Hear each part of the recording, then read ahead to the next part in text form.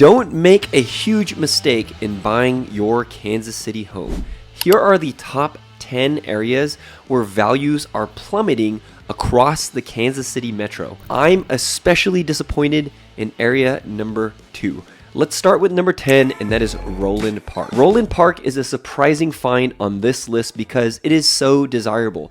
Located in Johnson County, it is a very small portion of Johnson County that is located near downtown. At most, you're going to have to drive 10 to 15 minutes to be right in the middle of downtown Kansas City. So that's why it is shocking to see that Roland Park has fallen year over year. It's a very compact, very mature suburb, meaning that you will not find new homes and new construction there, but you will find plenty of homes built in the 50s throughout the 70s. So you will find older homes there with tons of character, but you will see that right now, prices are coming down. In this past quarter, there have been only 38 homes that have sold in Roland Park. That is an increase of 72% compared to the 22 that sold during the same time period as last year. While the average home price of homes in Roland Park climbed 2% from $358 to $366, the median home price dropped from $346,000 to $335,000, which was a negative 3% drop. Given those two numbers together, Roland Park dropped almost 0.5% compared to this time last year. However, even though home prices have gone down slightly, you're still dealing with a very high demand area, as the median days on market are still only 4 days. So if a home hits the market in Roland Park, it is gone within 4 days. It's just telling us that homes are very much stagnant in price or decreasing just a little bit, at least in quarter 3 of 2025. Now, you may be wondering how I'm making this list. Well, what I'm doing is I'm compiling the stats from quarter 3 of 2025. Those are the months of July through September, and I'm comparing them to quarter 3 of 2024. So in real estate, you want to compare apples to apples, meaning that you want to compare the same time period to the same time period, because everybody knows that the springtime is the hottest time for real estate and the wintertime is the coldest time for real estate. Not just cold in terms of temperature, but cold in terms of home buying. And so you compare springs to different springs. So for example, if I'm going to compare the spring of 2025, I'm going to compare it to the spring of 2024 and then compare it to the spring of 2023. It doesn't make sense to compare quarter 3 of 2025 to quarter 1 of 2024, for example. So we're comparing the same 3 months in 2025, looking back at 2024 and seeing how things have risen or seeing how things have gone down. Moving on to our number 9 area, staying in Johnson County, we are in Merriam, Kansas. Another surprising area, so many similarities to Roland Park. Merriam is about 4 times as large as Roland Park, so much larger. You are going to find some of the same types of homes in Roland Park or in Merriam. You could look at 2 homes side by side and they could be located in either area because that's how similar these areas are. In Merriam, you're going to have more traffic, you're going to have more commercial development. It's not just purely residential, it's going to feel a lot more suburban than a smaller place like Roland Park. There's more land, more retail presence, more shopping, more things to do, but it is as equally close to downtown Kansas City as Roland Park is. So it is still pretty desirable, even though it is showing up on the list of areas that are going down comparatively year to year. Fun fact, another thing too that to know if you're new to Kansas City is that our only IKEA is located in Merriam. So if you want to buy some cheap Scandinavian furniture, you do have to venture over to Merriam, Kansas to go to the IKEA there. Now let's get to the prices. In quarter 3 of 2025, there have been 32 homes sold in Merriam, which is exactly the same as last year, quarter 3 of 2025. The average price point went down from $323,000 to $321,000. That's a 0.5% decrease. And the median price point also went down from $321,000 to $319,000, which is a 0.5% increase. Overall, you're going to see a 0.5% decrease across the board in Merriam, Kansas homes. When I'm talking about days on market, I'm talking about the amount of time you have from the home hitting the market to somebody putting an offer that's accepted in a Merriam home. It's only 3 days. So if you want to buy a home in some of these areas, you can see that while prices are going down, demand is still pretty strong. So if you want to buy a home in Kansas City, 816-4-MOVE-KC is going to be our number. Call us, text us, email us, get in touch with us because we can get you into these homes quickly, and we can also help you navigate this very difficult world of buying a home in Kansas City. 816-4-MOVE-KC. We would love to hear from you. We hear from people that watch the channel all the time, so just reach out, give us a shout if you're thinking of relocating here to Kansas City, or if you're in Kansas City, want to sell your home or buy your home, give us a call, 816-4-MOVE-KC. Now, the number 8 area is Kansas City, Missouri. Now, you may be talking about, what are you talking about? You're in Kansas City. Okay, we are in the Kansas City metro, but Kansas City, Missouri is the biggest piece of the Kansas City metro.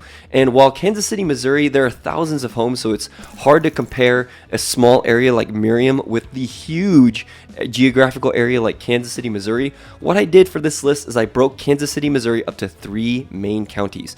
Now, Kansas City, Missouri is located in 3 main counties. There's Clay County, there's Platte County, and there's Jackson County. And a majority of KC Mo is located in Jackson County. In fact, that's where my family lives right now. And unfortunately, it's Jackson County that shows up on this list, especially the area of Kansas City, Missouri that is in Jackson County. One easy way to think about the differences of the areas in Kansas City, Missouri proper is that Clay and Platte are going to be much more suburban, and Jackson County is going to be much more urban, much more famously known where all the stuff is. Union Station is here, the World War I Memorial is here. All the iconic Kansas City stuff is located in Jackson County. There's a huge population of us that live in Jackson County, so I will tell you, maybe my methodology is not necessarily the best in terms of separating this, but if you have a way to separate the neighborhoods in Jackson County, like the Waldos, the Brooksides, those kinds of areas separately, I would love to hear it. But maybe for next time I do this video, I will think through things and kind of divide these lists with a little bit more nuance. So for the numbers of Jackson County,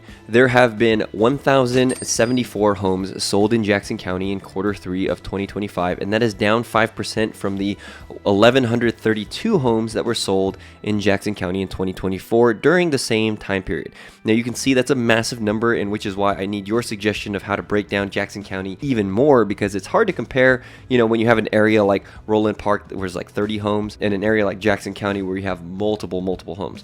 But anyways, let's get to the numbers. For average price point, it went down from $296 to all the way down to $288,985, which is a decrease of almost 3%. And then for the median price point, it only creeped up a little bit from $232,000 for the median home in Jackson County in Kansas City to $235,000. That's a 0.97% increase. So not that much of an increase. Combine those two numbers and you get a 0.88% decrease in home prices in Jackson County. If you want to buy a home in Jackson County, you have much more time, because it is a median 14 days on market for a home in Jackson County to go under contract. So that's 2 weeks from the home hitting the market to getting a contract that the seller will accept. Moving to number 7, we're moving up north, staying in Missouri, and that is Excelsior Springs, Missouri. When I first started making this list, tracking these home prices year over year, Excelsior Springs would always appear on the list of areas that depreciated the most.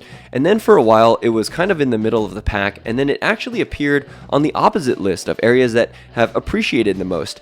And so, but now it's back on this list at number 7 of areas that have lost value the most. It's about 30 to 45 minutes outside of downtown Kansas City, about 10,000 people living there. It's less desirable than the similar areas of like Kearney and Liberty, because there's much more to do in Liberty. If you want entertainment, if you want the farmers market, if you want that kind of stuff, Liberty is going to be your vibe if you want to be that far out. And then it's much easier to get to Kearney because of the 35 freeway that is connecting Liberty and Kearney. I think there's a just easier way to get to Kearney, which is why people enjoy Kearney more than Excelsior Springs. But Excelsior Springs has a lot of history behind it, namely the mineral springs out there that Excelsior Springs is named after. There's a place called the Hall of Waters that tells you all about the history. There's also the Elms Hotel, which according to lore is one of the most haunted places in all of Kansas City. And they've poured a lot of money to revitalize the historic downtown in Excelsior Springs.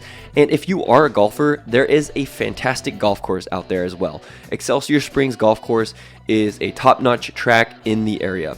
So for Excelsior Springs, there were 60 homes sold in quarter 3 of 2025. That's up from the 59 during the same time period. The average price point went from $265 to $269. That's a slight increase of only 1.5%. But the median price point went down from $260,000 to $250,000. That's a decrease of almost 4%. So combined, Excelsior Springs has crept down about 1.5% total when you combine those numbers. And homes are sitting on the market a very, very long median 31 days in Excelsior Springs. So basically, if you want to buy a home in Excelsior Springs, the market is moving very slowly and people are not getting as much as they've been asking for in the past. That's because overall, I think the housing market in Kansas City has slowed down. It's just a mixture of seasonal, but it's also a mixture of just what's going on in the world, economical for sure. Home buyers are much more tentative, and Excelsior Springs is experiencing the brunt of that. Area number 6, we hop back over to Kansas, and we are back in Johnson County, which is, I'm so surprised that there's so many Johnson County areas in this list, but it is Spring Hill, Kansas. 35 minutes outside of downtown Kansas City.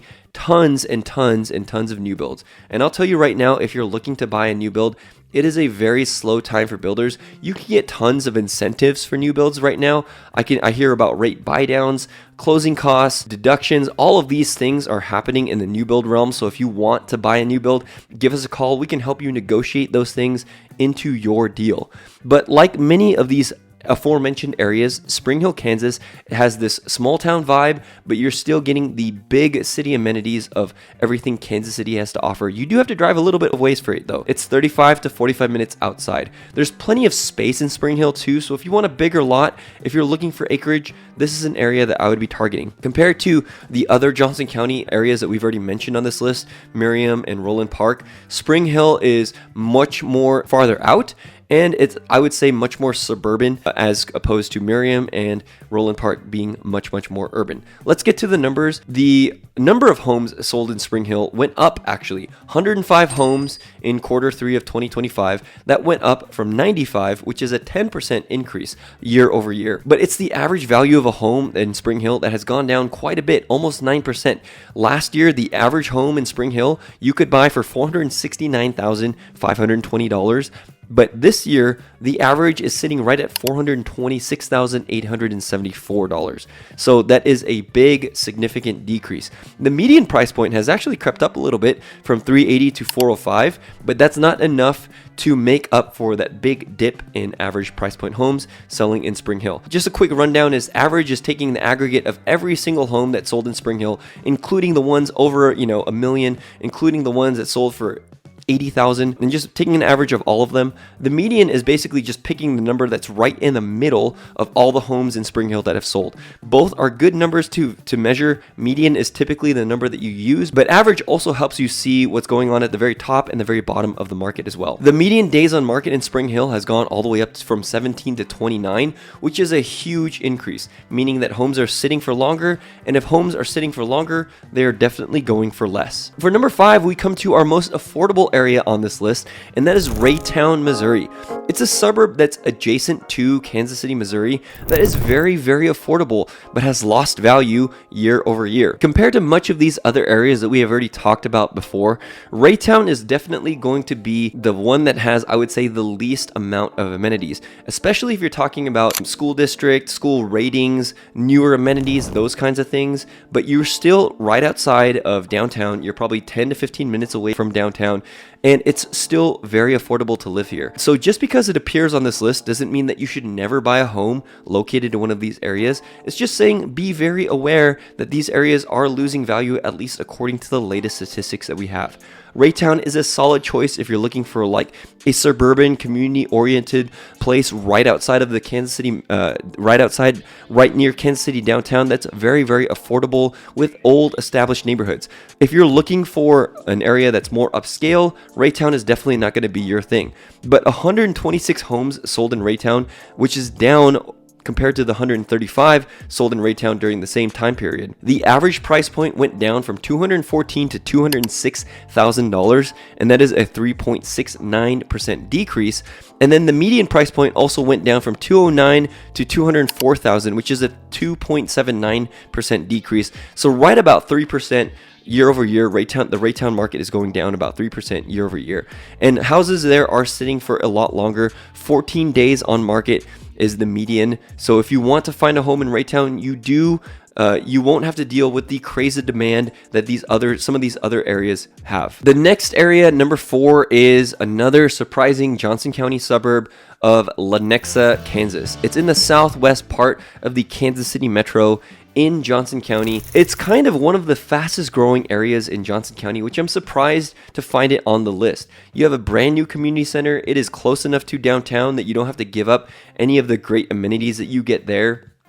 It's a very highly developed suburb, so if you want a resale home for $400,000, you could find one there. If you want a new build, a brand new home to live in, you could get that too. You may have less of the wide openness of Spring Hill, but it's a good mix between the suburbanness and a kind of almost rural living of Spring Hill and the highly urban living of Roland Park and Merriam. So Lenexa is a great middle ground, and I recommend it to a lot of different people, but the numbers don't lie. The average price of a home in Lenexa, Kansas has dropped from $576,000 all the way down to $547,000 during quarter 3 of 2025 when compared to quarter 3 of 2024.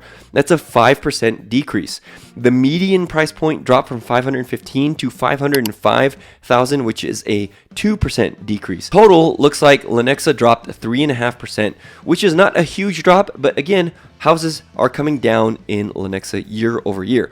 Now, a lot of people kind of wonder, if I were to buy a home in one of these areas, one of these suburbs, what is the best way I could protect my investment and make sure that I don't get a home that decreases in value year over year? I would say find out the median price point or the average price point of that area, like say Lenexa, and then buy well below that. You can find homes in Lenexa for $300,000 to $400,000. That's a good starter home for a lot of people. And if you buy one of those starter homes, they typically don't go down in value as sharply as a home that could be for $700,000 in Lenexa, for example.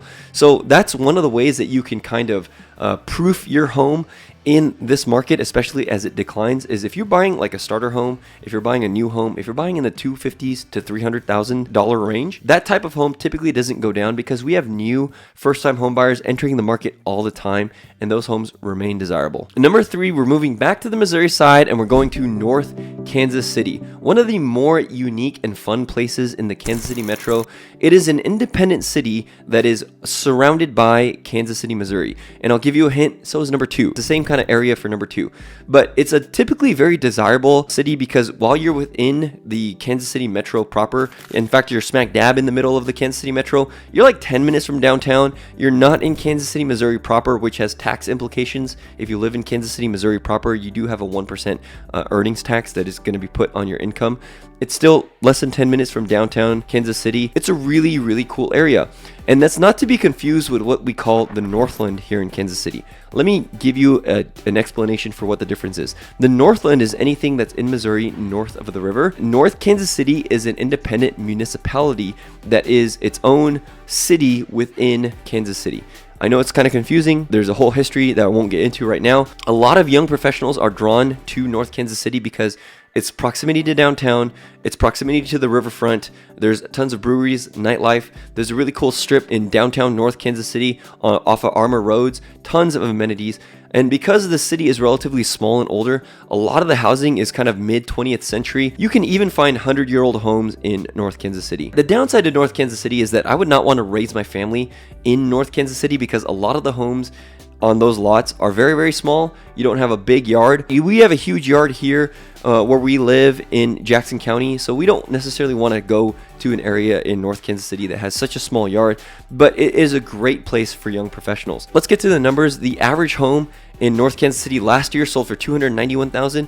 This year, same time period, it sold for $261,000. That's a 10.51% decrease. The median price point was $254,000, and it did climb up to $261,000, but that's not enough to offset the huge average price point decrease comparatively year over year. And homes in North Kansas City take 20 days to sell, which is a huge increase from last year. During the same time period, quarter 3 of 2024, only took about 3 days to sell. So that's why home prices are creeping down, because demand has crept down because there's not as many buyers for homes in this area. Now, I know I teased to you that I was super disappointed in area number 2, and that's because I used to live there. When we first relocated to Kansas City, we bought a home in an area called Gladstone, Missouri. We didn't know anything about Gladstone, but Gladstone is a city that's kind of similar to North Kansas City. In fact, it's right north of North Kansas City, and it's completely surrounded by Kansas City, Missouri on all 4 sides.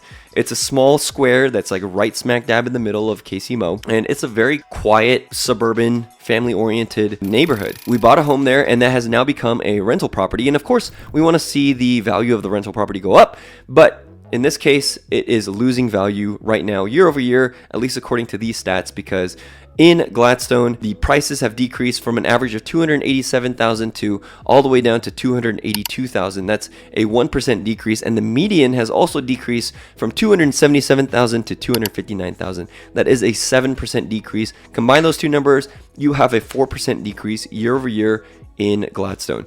Gladstone, there's tons of love about Gladstone. For us, having lived in Gladstone and now living near Country Club Plaza, we would rather live here. 10 out of 10 times we found Gladstone to be kind of boring, but you've got to think, the priorities that we had in Gladstone when we lived there were not the same priorities that we have now. So if we lived there now, I'm sure we would love it because it is suburban, it is quiet, it is safe. We left our doors unlocked most of the time, not by choice. My wife would always get on me for that because I would just forget to leave to lock the door at night. And we wake up and the door would be unlocked and nobody burglarized our home. It was great. We had great neighbors. We loved it there. It was easily walkable, but I would say that now living in Jackson County, now living near downtown, we love the accessibility from here to downtown. So that's the one knock about Gladstone. But it's not like you're way far out like the number 1 area. You are still about 15 to 20 minutes away from downtown Kansas City, so that's not crazy. It's a good choice if you're looking for a suburb that's closer to downtown Kansas City. If you're looking for mature neighborhoods, if you're looking for like moderate housing costs and you're not way out there, Gladstone is still a solid choice. But again, you have to buy wisely because this area has decreased in value. Now, before we get to our number 1 area, I'm going to mention these honorable mentions that just missed the list. Prairie Village, the market in Prairie Village has only increased about 0.48% year over year, which almost made the list. Overland Park was another area. The market has only increased 0.5% year over year, which almost made the list again. And Kansas City, Kansas almost made the list. If you don't know, there's 2 Kansas Cities, Missouri and Kansas. Kansas City, Kansas almost made the list because homes there only increased 0.35%. And it almost made the list of top 10 areas that have decreased in value or lost value in Kansas City in 2025. But the number 1 area that has lost value in Kansas City from quarter 3 of 2024 to quarter 3 of 2025 is Smithville, Missouri. Smithville, Missouri has gone down 5% year over year. Smithville is an area that has been described as feeling kind of a good mix of suburban and rural. It's about 30 minutes outside downtown Kansas City, and it is home of the largest lake in the metro area, which is Smithville Lake. It is pretty desirable for that reason, but I think because it's further out and at least not ultra close to downtown, the commute times are longer, which does eliminate Smithville for a lot of people. It is a quite beautiful lake. There's a quaint downtown, but it is pretty far out, which we have seen urban areas going up year over year, but for some reason, Smithville is going down. Like I said, Smithville has lost almost 6% year over year in the housing market. So if you're going to buy a home in Smithville, you're going to want to be very careful. You're going to want to reach out to us, and we can help you get any home here in the Kansas City Metro. If you want a tour of Smithville, click this link right now.